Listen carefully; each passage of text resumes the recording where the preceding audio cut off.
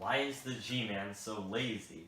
It's been weeks since spring break, and I need to make this video, but he just won't cooperate. Just why is he so lazy? Of course! It's obvious!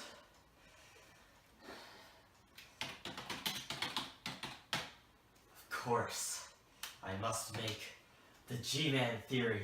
Of course! Strap in, guys. It's time to make the G-Man theory. G-Man is one of the most mysterious characters, not just in video games, but in all fiction.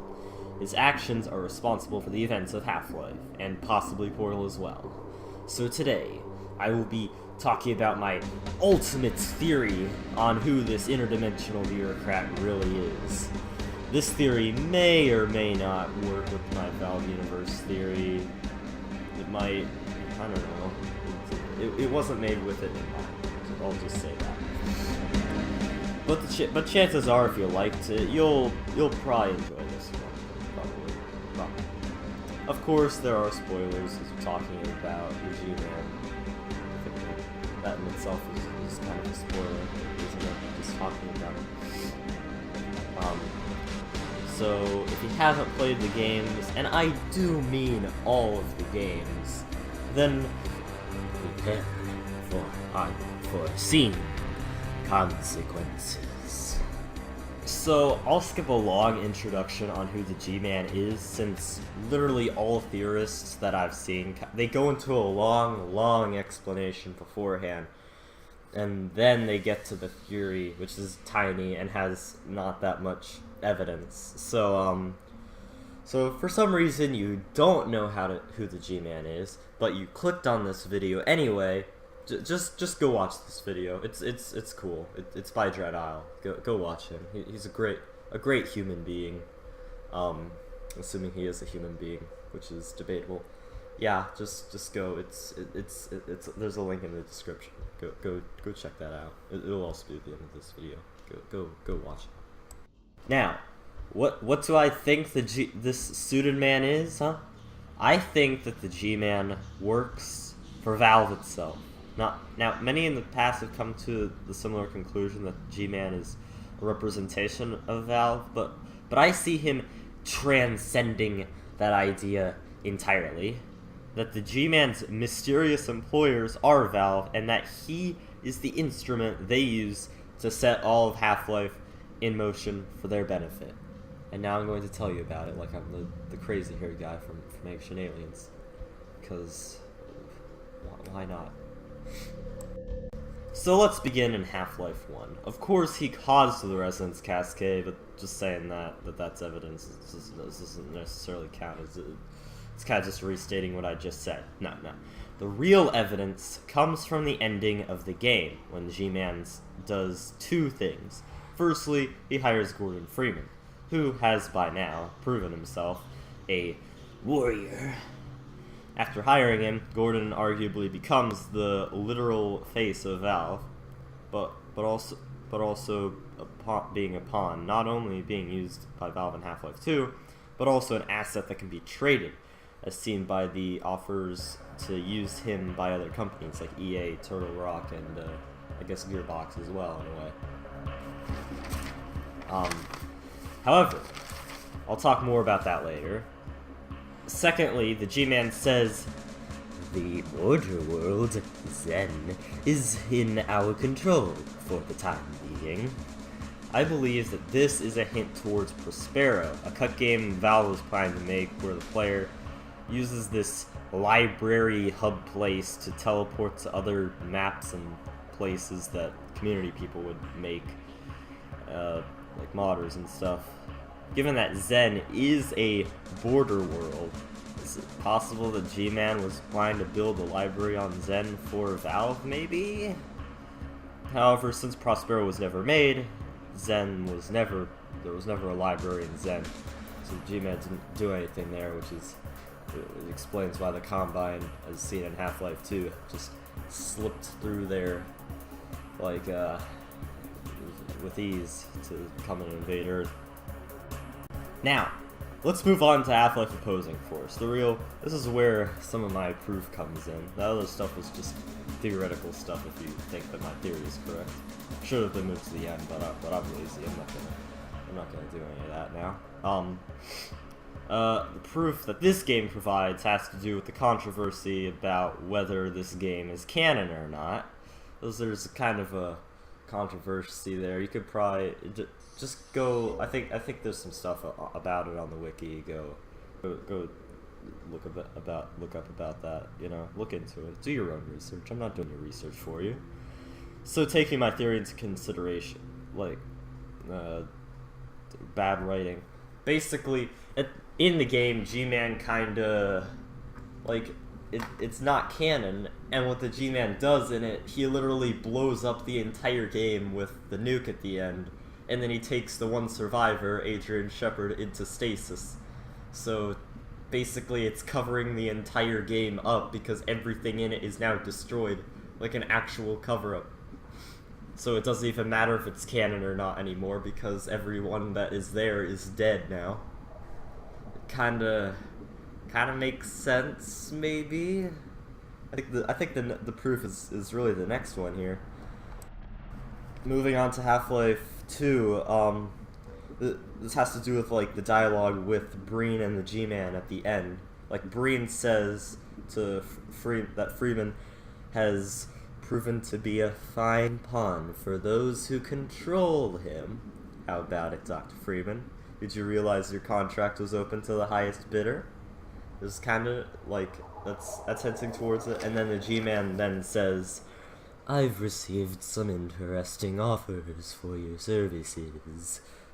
This is what I really think proves my theory, because like at least in my mind, you could probably take it 1,000 different ways, but I think that this is in reference to like in real life at the time, EA, Turtle Rock. They were asking to make expansion packs for Half-Life 2, just like Gearbox did for Half-Life 1 when they made Opposing Force and stuff.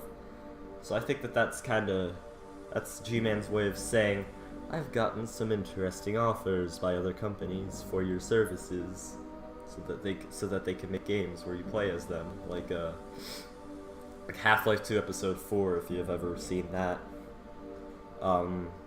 Yeah. Second to last point I have to make about the G-Man has to do with his involvement in Episode 2, right? He seems to have interest in the Borealis, as seen by him being the possible cause for the advisors killing Eli Vance at the very end. And Eli Vance wanted the ship destroyed.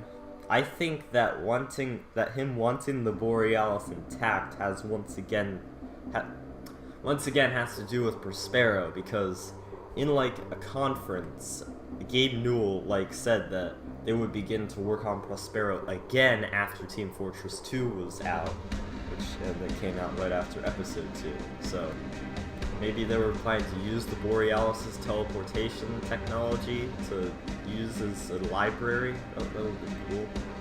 A boat library. You never know. They pull something out and it makes sense somehow. But of course, that never came to fruition. So now you have the player going off and searching for that boat that Valve can't actually use anymore because they canceled their plans. I wonder why Half-Life 3 hasn't been made yet. I wonder. Lastly, there's one final idea that I'm going to discuss. Assuming that my theory is correct, if G-Man really is basically Valve, does he have a real-life doppelganger? I think he does. There are two candidates here, Mark Laidlaw and Gabe Newell. Mark Laidlaw, the person who wrote all of Half-Life, could be seen as a puppet master in a way, like the G-Man, and his departure from Valve kinda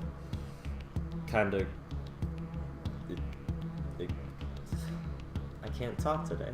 It kinda goes along with what I said about them not really needing the Borealis, so what's G-Man gonna be doing? Nothing. So his real-life doppelganger leaves Valve. And also, also Mark Laidlaw was initially hired by Valve to work on Prospero, not Half-Life, but he moved on over to Half-Life. So yeah. Now Gabe Newell could very well also be G-Man, or maybe it's just both. Oh god, or maybe it's just both of them kind of mashed into one character. I could see that, but here's why Gabe Newell could also be the G-Man, and for that evidence, we must travel back in time to 2003, E3 2003, where Newell was talking about Half-Life 2 and the brand new Source engine for the first time at a panel, right, thing, you know, showing the game, right? So he's talking about the G-Man and his face and stuff, and then G-Man just says, "Pay attention, Mr. Freeman. I'm only going to say this once." So like, I think that's he just follows that with basically saying the same thing in Russian, and since he said I'm only going to say this once, I think that might mean that he's implying that he's Gabe Newell. You see there, kinda.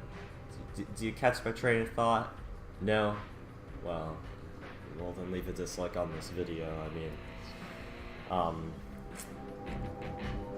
so there, that's my theory that I made. I've been thinking about this for a while. I bet it's hard to tell though, I think. I mean, Prospero, for instance, is a pretty obscure piece of Valve's history. If you want to hear more about that, ValveTime did a video on it. I'll send you a link in the description. I hope I didn't lean on it too much. I hope this doesn't seem like Deus Ex Machina to you. So that's where the G-Man's been this whole time. He's been working for Valve. Well, I guess he isn't really that lazy, but yet he doesn't really have his priorities straight. Might better go fix that, or else there's no way we'll be able to make Gmon mess around with cringe. I'm gonna go straighten him out now. See you guys next time.